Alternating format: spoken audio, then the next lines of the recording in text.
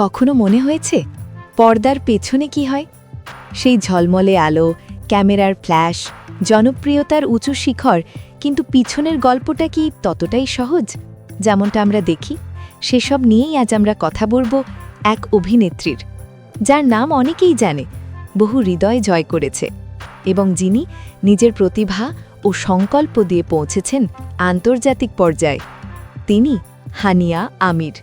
তার শুরুর দিনগুলো, মিডিয়াতে যাত্রা, প্রথম সফলতা, গুঞ্জন, প্রেমের গল্প, বিতর্ক, ব্যক্তিগত জীবন, অতীতের অজানা তথ্য, সবই মিলিয়ে এক এক রহস্যময় পথ চলা। এই সবকটা বিষয়ে আজ আমরা জানব। চলুন প্রথমে শুরু করি শিশুবেলা ও পারিবারিক পটভূমি।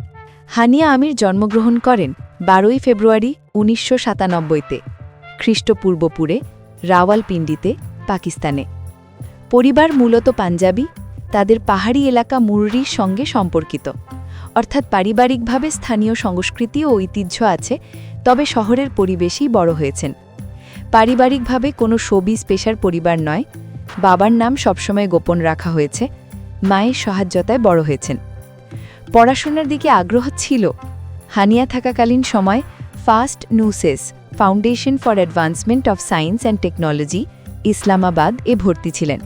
হানিয়া নিজে একটি সাক্ষাৎকারে বলেছেন, তিনি কলেজ ত্যাগ করেছেন কারণ অ্যাক্টিংয়ের কাছ থেকে আয়ের সুযোগ দেখা যাচ্ছিল এবং পরিবারের ব্যবস্থাপনায় দায়িত্ববদ্ধতা ছিল। ব্রেডউইনার হওয়ার দায়িত্ব তার ওপর ছিল। পরে ছাত্রজীবন থামিয়ে দিয়েছিলেন অভিনয়ের দিকে মনোনিবেশ করার জন্য। যদিও একসময় পড়াশোনা ভালোই হচ্ছিল, কিন্তু অর্থের চাহিদা এবং কাজের অফারগুলো সুযোগ করে দিয়েছিল পড়াশোনার পরিবর্তে কাজ শুরু করার জন্য। এখন আমরা জানব কিভাবে হানিয়া আমির মিডিয়াতে প্রবেশ করেন, কী ধরনের রোল নেন, তার চরিত্র চয়ন কেমন, কোন কাজগুলো তাকে ভিন্নভাবে দেখিয়েছে দর্শকদের কাছে। চলুন জেনে নিই। হানিয়া আমিরের অলিখিত মিডিয়া যাত্রা শুরু হয়েছিল সামাজিক মিডিয়া ও ডাব স্ম্যাশ ভিডিওর মাধ্যমে।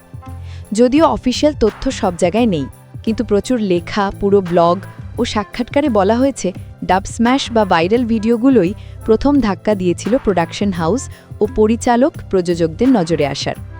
অফিসিয়ালি অভিনয় অভিষেক করেন জানান 2016 চলচ্চিত্রে। এখানে তিনি চরিত্র পালবসা রোল করেন, যা একটা রোম্যান্টিক কমেডি ধরনের ছবিতে ছিল এবং দর্শক ও সমালোচকের নজর আকর্ষণ করেছিল। এরপর দীর্ঘ সময় ধরে তিনি নাটক ও টেলিফিল্মে কাজ শুরু করেন, তুলে ধরে যে অভিনেত্রী হিসেবে তিনি শুধু ছবিতে নয়, টেলিভিশন সিরিয়ালেও নিজের জায়গা গড়ে নেবেন। প্রথম নাটকের রোল ও বৈচিত্র্যময় চরিত্রে জয়ন। তিতলি 2017 নাটকে প্রথম বড় রোল পায়। এখানে চরিত্র একটু ধরা হয় সামাজিক দৃষ্টিভঙ্গার মধ্যে আটকে থাকা, প্রেমে বা পারিবারিক চাপের মুখোমুখি এমন একজন নারী চরিত্র হিসেবে। এই রোলটি তাকে হৃদয়ের কাছে নিয়ে যায়, কারণ দর্শক দেখতে পায় শুধু সুন্দর মুখ নয়, অনুভূতি, দ্বিধাভীতি, চাহিদা সবই আছে। তারপর আসে ফির ওয়াহি মোহাব্বত 2017, যেখানে আরও জটিল আবেগ, পারিবারিক ও প্রেমের চাপ, চরিত্রের মনস্তাত্ত্বিক দিক বেশি ছিল। এই নাটকটি তাকে বেস্ট টেলিভিশন সেন্সেশন ফিমেল পুরস্কার এনে দেয় হোম অ্যাওয়ার্ডসে। ভিসাল 2018, এখানে তার চরিত্র ছিল পরি, একজন সহজ সরল, ভালোবাসার অধিকার ও বিশ্বাস নিয়ে দাঁড়ানো নারী চরিত্র। নাট্যরীতি ও দর্শকের প্রত্যাশার সঙ্গে মিল রেখে এখানে রোলটি বেশ ভালো সাড়া পায়। দিলরুবা 2020, এখানে হানিয়া পাচ্ছেন একটা আধুনিক নারীর চরিত্রে, যিনি সোশ্যাল মিডিয়ায় জনপ্রিয় একজন ইন্টারনেট সেলিব্রিটি রোল করেন। চরিত্রটি দ্রুত জনপ্রিয় হয়, কারণ আজকের যুগের তরুণরা সোশ্যাল মিডিয়ায় খুব পরিচিত এবং এই ধরনের গল্প তারা খোঁজে। চলচ্চিত্রে কাজ ও বড় রোলগুলি। নামালুম আদ্রাব 2 2017, চলচ্চিত্রে প্রধান চরিত্রে নন, তবে ব্রাইড টু বি ধরনের রোল এবং কমেডি হয়েস্টের পরিবেশে নাটকীয় ও জনপ্রিয় একটি অংশ ছিল। এই ছবিতে কাজ করার মাধ্যমে তিনি ছবির দৃষ্টিতে সুযোগ পায় বড় পর্দার কাজের। পরওয়াজ হে জুনুন 2018, এই ছবিতে তার রোল ছিল একটা ক্যাডেট অপশনাল রোম্যান্টিক ও যুদ্ধের পরিবেশে। এই ছবিটি যুদ্ধ বিমানের ওপর ভিত্তি করে এবং এতে কোরিওগ্রাফি, ভিজুয়াল, প্রচারণার দিক থেকে বড় প্রোডাকশন ভ্যালু ছিল। তার রোল হয়তো সবচেয়ে বেশি দর্শকদের সামনে পরিচিতি এনেছে চলচ্চিত্র ধারায়। বড় জনপ্রিয় নাটক ও ক্রিয়েটিভ চ্যালেঞ্জ। আনা 2019, এখানে হানিয়া পাচ্ছেন একটা শক্ত মত পছন্দের স্বাধীন নারীর চরিত্রে, দানিন সাইফ নামের চরিত্র। সে চরিত্রটি রীতিমতো বিশ্বাসঘাতক, পরিবার দাবি, চাপ, সামাজিক রীতি, নীতি ও ব্যক্তিগত অনুভূতির মধ্যে টানাপড়ন দেখায়। এই নাটকে চরিত্রের অভ্যন্তরীণ গঠন ও সংলাপগুলো দর্শকের মনে দাগ রেখে যায়। ইশকিয়া 2020। এখানে চরিত্রটি একটু সহজ সরল নয়, রোমান্টিক হলেও চরিত্রের পিছনে দ্বিধা, ভুল বোঝাবুঝি, ভুল নির্ধারণের দিকগুলোর মুখোমুখি হতে হয়। এই রোলটি প্রমাণ করে যে হানিয়া হালকা প্রেম নাটক ছাড়াও গ্ল্যামার ও সামাজিক চাহিদার কাছে শুধু একটি মুখ নয়, একটি অনুভবন্ত চরিত্র তুলে ধরতে পারছেন। মেরে হামসাফার 2022-23 এবং মুঝে প্যার হুয়া থা, এই নাটকগুলোতে রোলগুলি হয়তো অধিক জনপ্রিয় হয়েছে, যেখানে চরিত্রগুলির মনের ধরনের পরিবর্তন ও আবেগের ওঠানামা বেশি, দর্শকের সাথে সংযোগ গড়ে ওঠে বেশি। ক্রিয়েটিভ স্টাইল ও অভিনয় ধারার বৈশিষ্ট্য। হানিয়া একটা চরিত্রকে জীবিত করার সময় সাধারণত ইমোশনাল গভীরতা ও মানবিকতা রাখতে চেষ্টা করেন। শুধু সুন্দর ছবি বা স্টাইলের ভিত্তিতে নয়, চরিত্রের ভয়, দ্বিধা, ভালোবাসা, ভুল, সংশয় সব কিছু অনুভব করা যায়। চরিত্রের পরিবর্তন, কখনো হাসি খুশির রোম্যান্টিক রোল, কখনো সামাজিক চাপ বা পরিবারের বাধার মধ্যে থাকা রোল। এই বৈচিত্র্য ভীষণই, যা তাকে শুধু একটি স্টিরিওটাইপ অভিনেত্রী থেকে বেশি কিছু হয়। মিডিয়া ও দর্শকপ্রিয় রোলগুলোর মধ্যে একটা ভারসাম্য বজায় রাখেন, যেমন প্রেম নাটক, কমেডি, রাষ্ট্রবোধ, সামাজিক নাটক ইত্যাদিতে কাজ করার চেষ্টা করেছেন। পুরস্কার ও স্বীকৃতি। শুরুতে কাজ করা নাটকগুলো এবং তার প্রথম চলচ্চিত্র জানানের জন্য লাক্স স্টাইল অ্যাওয়ার্ডসে নমিনেশন পেয়েছিলেন বেস্ট সাপোর্টিং অ্যাক্ট্রেস হিসেবে। ফের ওহি মোহাব্বত নাটকের জন্য হোম অ্যাওয়ার্ডসে বেস্ট টেলিভিশন সেন্সেশন ফিমেল পুরস্কার পান, যা মিডিয়াতে প্রবেশ করার পর দ্রুত স্বীকৃতি পাওয়া একটি বড় ব্যাপার। বিভিন্ন নাটক ও ধারাবাহিকের জন্য বেস্ট টেলিভিশন অ্যাক্ট্রেস বা ক্রিটিক্স চয়েস নমিনেশন এসেছে, বিশেষ করে আনা, মেরে হামসাফার ইত্যাদিতে। এখন আমরা আলোচনা করব হানিয়া আমিরের প্রেম, গুঞ্জন এবং ব্যক্তিগত জীবন কি, কিছু নিশ্চিত, কিছু গুঞ্জন এবং সবকিছুর মাঝেই মানুষ হিসেবে হানিয়াকে আমরা কি দেখি। আসিম আজহার। অতীতে আসিম আজহারের সঙ্গে তার সম্পর্কের গুঞ্জন ছিল। মানুষ বলেছে দুজনকে অনেক সময় একসাথে দেখা গেছে এবং হয়তো তারা প্রেম সম্পর্কেই ছিলেন। যদিও গুঞ্জন ছিল, হানিয়া নির্দিষ্টভাবে বলেননি যে তারা এখন একসাথে অথবা কী ধরনের সম্পর্ক ছিল। সম্পর্কিত সংবাদ এবং ব্লগগুলো গুজব হিসেবেই রয়ে গেছে। বাদশাহ, ভারতের র্যাপার। বেশ কিছু গুঞ্জন উঠে এসেছে যে হানিয়া ও বাদশার মধ্যে সম্পর্ক আছে। তাদের বন্ধুত্ব, একসাথে ছবিতে দেখানো, কিছু ভিডিও, সমাজ মাধ্যম পোস্ট শেয়ার সবই গুঞ্জন বাড়িয়ে দিয়েছে। তাদের বন্ধুত্ব, একসাথে ছবিতে দেখানো, কিছু ভিডিও, সমাজ মাধ্যম পোস্ট শেয়ার সবই গুঞ্জন বাড়িয়ে দিয়েছে। হানিয়া জানিয়েছে তারা খুব ভালো বন্ধু এবং কিছুবার বাদশাহ ইনস্টাগ্রাম ডিএমও কমেন্ট করেছিলেন, কিন্তু তার বেশি কিছু নয়। কখনো বলানো হয় কোনো প্রেম থাকছে, তবে গোপন। মিডিয়ায় স্পষ্ট তথ্য পাওয়া যায়নি। হানিয়া নিজে বেশ কয়েকবার বলেছে যে সম্পর্ক বা বিবাহ করার ক্ষেত্রেও তিনি গোপন রাখবেন না যদি হয়। কিছু সোশ্যাল মিডিয়া জায়গায় বলা হয়েছে যে কিছু বন্ধুত্বের সম্পর্ক কমে গেছে বা তারা বেশি প্রকাশ্যে দেখা নেই। তবে এসব অনেক সময় গুজবই রয়ে গেছে। হানিয়ার কোনো নিশ্চিত বিবৃতি নেই বেশিরভাগ ক্ষেত্রে। ভালোবাসা ও সাফল্য নিয়ে হানিয়ার উত্তর থেকে বোঝা যায় যে তিনি প্রথমে নিজের কাজ, ক্যারিয়ার ও সাফল্যে বেশি গুরুত্ব দেন। প্রেম আসবে, তবে তা এমনভাবে হবে যাতে নিজেকে স্বাচ্ছন্দ্য বোধ হয়। সম্পর্কের ক্ষেত্রে গোপনীয়তা তার কাছে গুরুত্বপূর্ণ হতে পারে, কিন্তু তিনি বলেন যদি কিছু করেন তাহলে তা গুপ্তভাবে নয়, সকলের সামনে ঘোষণা করবেন। এবার আমরা আলোচনা করব হানিয়া আমিরকে ঘিরে যেসব বিতর্ক ও কেলেঙ্কারি হয়েছে, কী ছিল সত্য, কী ছিল গুজব, এবং সেসব ঘটনার পেছনে যে সমাজ মেকানিক্স কাজ করে তা আমরা বুঝবার চেষ্টা করব। একাধিকবার হানিয়ার কিছু পোস্ট বা ছবি নিয়ে সোশ্যাল মিডিয়ায় বিতর্ক দেখা দিয়েছে। বিশেষ করে তিনি যখন হিন্দু উৎসব বা প্রতীক, যেমন হোলি পোস্টে বিনি বা টিকা পরা বা কোনো ছবিতে দেবতার মূর্তির সামনে ছবি সম্পর্কিত ছবি শেয়ার করেছেন, তখন কিছু মুসলিম ব্যবহারকারী তাকে সমালোচনা করেছেন। অনেকে ধর্মীয় সংবেদনশীলতার লঙ্ঘনের অভিযোগ তুলেছে। এই ধরনের পোস্ট সম্পর্কিত ট্রোলিং কেস বিভিন্ন ভারতীয় ও পাকিস্তানি সংবাদ মাধ্যমে কভার করা হয়েছে। কিছু আলাপ চর্চা বলেছে তিনি ইন্ডিয়ান ফ্যানবেস ইমপ্রেস করতে এসব পোস্ট করেছেন, যা সরাসরি প্রমাণ করা কঠিন। একই সঙ্গে অনেক ভক্ত গ্রুপ তার আন্তর্জাতিক ভক্তদের প্রতি শ্রদ্ধার হিসেবে এটিকে দেখিয়েছে। হানিয়ার প্রতিক্রিয়া ও ম্যানেজমেন্ট স্টেটমেন্ট। পরিস্থিতি তীব্র হলে কিংবা ভুল ব্যাখ্যা ছড়ালে হানিয়া বা তার টিম অনেক সময় বিষয়টি স্পষ্ট করেছে বা পোস্ট মুছে দিয়েছে এবং বলা হয়েছে পোস্টগুলো সাংস্কৃতিক সম্মান প্রদর্শন হিসেবে করা ছিল। এখানে দুটি বিষয়েই কাজ করে। প্রতিটি সেলিব্রিটির সামাজিক উপস্থিতি এখন আন্তর্জাতিক, তাই ছোট গল্প বড় বিতর্কে রূপ নেয়। আর দর্শকের মানসিকতা ও পোলারাইজেশনের পরিস্থিতি সিদ্ধান্তকে তীব্রভাবে বিচার করে। কোনো পোস্ট ধর্মীয় বৈচিত্র্য উদযাপন হিসেবে দেখালেন কেউ, আবার সেটাকে অবিশ্বাস্য বললেন। ফল অবধারিত: ট্রোলিং, কূটনৈতিক রাজনৈতিক উত্তেজনা, পাহলগাম কাণ্ড এবং ভাইরাল কোট।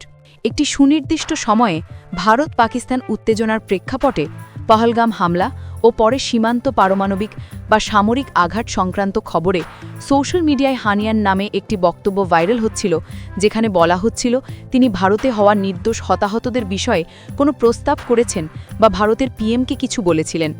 হানিয়া দ্রুত সেই বক্তব্যকে ফেক বা মিথ্যা বলে খণ্ডন করেছেন। সংবাদও রিপোর্ট করেছে যে ওই কোডটি এন্টায়ারলি ফ্যাব্রিকেটেড ছিল এবং হানিয়ার টিম তা ভণ্ডামি বলেছে। ভারতের কিছুমাত্রই উপস্থিতি বা ইন্টারনেট নির্দেশনায় কিছু পাকিস্তানি সেলিব্রিটির ইনস্টাগ্রাম বা সামাজিক অ্যাকাউন্ট ভারতের রেস্ট্রিক্টেড বা ব্লকড হয় এবং হানিয়াও সেই প্রভাবান্বিতদের একটি তালিকায় ছিলেন বলে রিপোর্ট করা হয়েছে। এই কারণে কিছু পড়াশোনা বা আলোচনা দেখা গেছে যে কিভাবে রাজনীতিভিত্তিক উত্তেজনা সেলিব্রিটির কাজ বা প্রচারকে প্রভাবিত করে। হানিয়া নিজে ভুয়া কোট পাতানো সম্পর্কে স্পষ্টভাবে প্রতিবাদ করেছেন এবং বলেছেন সোশ্যাল মিডিয়ায় দ্রুত কিছু ভুয়া খবর ছড়িয়ে পড়ে। তিনি জনগণের প্রতি শান্তি ও সংবেদনশীলতার বার্তা দিয়েছেন। এই ঘটনা দেখায় কিভাবে ভুয়া নিউজ দ্রুত বিশাল পরিসরে প্রভাব ফেলতে পারে, বিশেষ করে যখন জাতিগত বা দ্বিপাক্ষিক উত্তেজনা উপরের দিকে থাকে। কখনো কখনো হানিয়ার মূল অ্যাকাউন্ট ভারতের রেস্ট্রিকশন বা ডিলিট হওয়ার পর তিনি নতুন একটি অ্যাকাউন্ট খোলেন। কিছু সংবাদ বলেছে এই নতুন অ্যাকাউন্ট খোলার পদ্ধতি ও উদ্দেশ্য নিয়ে ভ্রান্তি ও সমালোচনা দেখা দিয়েছে। কিছু মানুষ বলেছে তিনি ইন্ডিয়ান ফন বেসকে টার্গেট করছেন। তার টিম পরে এই বিষয়ে ব্যাখ্যা দিয়েছে যে নতুন অ্যাকাউন্ট ভুলবশত পাবলিক হয়ে দিয়েছিল বা পূর্বাকাউন্টের টেকনিক্যাল সমস্যা ছিল। ফিল্ম রিলিজ বা বিশেষ প্রজেক্টে প্রভাব, কখনো কখনো রাজনৈতিক বিবৃতি বা বিতর্কর কারণে বাণিজ্যিক প্রজেক্ট বা অবসর কনজার্কের কারণে কোনো আন্তর্জাতিক রিলিজ বাতিল বা বাধা হয়েছে বলে খবর এসেছে। সাম্প্রতিক সংবাদেও এমন প্রভাবের ইঙ্গিত পাওয়া গেছে, যেখানে বিতর্কজনিত কারণে প্রযোজকরা নির্দিষ্ট সিদ্ধান্ত নিতে বাধ্য হয়েছিলেন। ভুয়া কোট ও মিসরিপ্রেজেন্টেশন দ্রুত ভাইরাল হয়। হানিয়ার চেসেও এটি ঘটেছে। তিনি তাৎক্ষণিকভাবে সেটাই ভুল বলে দিয়েছেন। সংবাদ মাধ্যমও ভুয়া কোট নিয়ে ভেতরে বাইরে প্রতিবেদন করেছে। কেন এসব বিতর্ক বারবার হয়? কারণ ডিজিটাল ট্রান্সপারেন্সি ও আইডেন্টিটি। সেলিব্রিটির প্রত্যেকটা পোস্ট মুহূর্তে হাজারো মানুষের কাছে পৌঁছে যায়, একটি ছোট ইমেজও বিভ্রান্তি তৈরি করে। আন্তর্জাতিক ভক্তবেশ ও রাষ্ট্রীয় উত্তেজনা। যখন দুই দেশের মধ্যে উত্তেজনা থাকে, সেলিব্রিটির প্রতিক্রিয়া দ্রুত জবাব দেয় এবং সেটা বিতর্কে রূপ নেয়। মিডিয়া অর্থনীতি। ক্লিকবেইট ও সেন্সেশনাল শিরোনাম ভালো ভিউ আনে, ফলে গুজবকে নিউজ বানানোর প্রলোভন থাকে। এবার আমরা জেনে নেব কিভাবে হানিয়া আমেরের আন্তর্জাতিক সাফল্য গড়ে উঠছে, কোন দেশগুলোতে তার জনপ্রিয়তা তুঙ্গে, কোন কাজগুলো তাকে ক্রস বর্ডার পরিচিতি দিয়েছে এবং আন্তর্জাতিকভাবে তার কাজের সীমা ও সম্ভাবনা কোথায়। ভারতের দর্শক ও মিডিয়া সংযোগ। কভি मैं কভি তুম নাটক। এই নাটক ভারতীয় দর্শকদের মধ্যেও প্রশংসা পেয়েছে এবং ভারতীয় সাংবাদিকরা হানিয়া আমেরকে ইন্টারভিউয়ের অফার দিয়েছিলেন। এটি একটি গুরুত্বপূর্ণ ক্রস বর্ডার ইমপ্রেশন, যখন কাজ শুধু এক দেশের সীমা ছাড়িয়ে যাবে। ভাইরাল সোশ্যাল মিডিয়া কর্মকাণ্ড। হানিয়ার কিছু ভিডিও, রিল ও সোশ্যাল মিডিয়া পোস্টগুলো ভারতীয় দর্শকেরাও দেখেছেন, শেয়ার করেছেন। যদিও সব কাজ অফিসিয়ালি ভারত বা ভারতীয় প্রযোজনা নয়, কিন্তু দর্শকের অন্তরালে ক্রসবডি সংযোগ তৈরি করেছে। উদাহরণ, ভারত বাংলাদেশ সীমান্তে রাজনৈতিক উত্তেজনায় গুজব ও ব্লকিং সমস্যা হলেও দর্শক শ্রোতা আগ্রহ দেখিয়েছেন। নিন্দা ও সমালোচনা সহ বিরোধ, যেমন নাদিয়া খানের মন্তব্য যে হানিয়া ভারতের প্রজেক্টে বেশি সময় দিচ্ছেন, যা ফলপ্রসূ নাও হতে পারে, এ কথাও উঠে এসেছে। এই ধরনের মন্তব্যই প্রমাণ যে ভারতীয় মিডিয়া ও দর্শকও হানিয়ার কাজ দেখছে এবং আলোচনা করছে। বাংলাদেশে জনপ্রিয়তা। 2025 সালের সেপ্টেম্বরে হানিয়া আমের প্রথমবারের মতো ঢাকায় গিয়েছেন সানসিল্ক বাংলাদেশের ক্যাম্পেইনের অংশ হিসেবে। নতুন প্রোডাক্ট ব্ল্যাক শাইন প্রচার করতে তিনি বিভিন্ন ব্র্যান্ডের সঙ্গে কাজ করেছেন। অনেক মডেল কোম্পানির সঙ্গে তিনি চুক্তি করেছেন। এটি একটি স্পষ্ট ক্রস বর্ডার ব্র্যান্ড কাজ, যেখানে তিনি শুধু অভিনয়ের কারণে নয়, ব্র্যান্ড অ্যাম্বাসেডর হিসেবে তার আন্তর্জাতিক প্রভাব দেখাচ্ছেন। আন্তর্জাতিক সম্মান ও পুরস্কার। ইউকে পার্লামেন্টে স্বীকৃতি। মার্চ 2025-এ হানিয়া আমেরকে লেবার এমপি আফজাল খানের মাধ্যমে ইউকে পার্লামেন্টের জুবিলি রুমিয়া স্টার অফ পাকিস্তান পুরস্কার দেওয়া হয়। এই পুরস্কার তার আন্তর্জাতিক অবদানের স্বীকৃতি হিসেবে ধরা যেতে পারে। এই ধরনের সম্মাননা প্রমাণ যে শুধু ফিল্ম বা নাটকের কাজ নয়, সামাজিক ও সাংস্কৃতিক প্রভাবের জন্য আন্তর্জাতিক মঞ্চে তিনি বিবেচিত হচ্ছেন। ব্র্যান্ড অ্যাম্বাসেডরশিপ ও মিডিয়াম পার্টনারশিপস। পেশোয়ার জালমি। 2022 সালে হানিয়া আমেরকে পেশোয়ার জালমি পাকিস্তান সুপার লিগ বা পিএসএল ফ্র্যাঞ্চাইজির ব্র্যান্ড অ্যাম্বাসেডর হিসেবে নিয়োগ করা হয়, যে খেলা শুধু পাকিস্তানেই নয়, আন্তর্জাতিকভাবে ক্রিকেট প্রেমীদের মধ্যে দেখা হয়। সানসিল্কের কাজ, ব্র্যান্ডের প্রচারণা, অভিযান ইত্যাদিতে অংশগ্রহণ।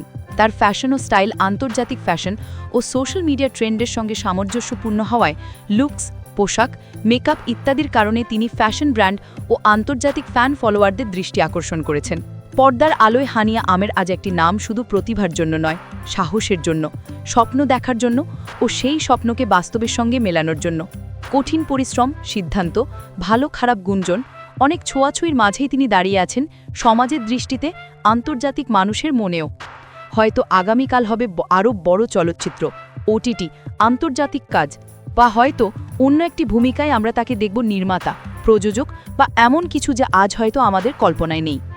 আর এই যাত্রার সবচেয়ে মজার অংশ হচ্ছে দর্শকেরা থেকে যাবে, কৌতূহল থেকে যাবে, কারণ সবশেষে প্রতিভা ও সত্যি ভালো কাজই পায়ে হাত ধরে এগিয়ে নিয়ে যায় একটি তারকাকে।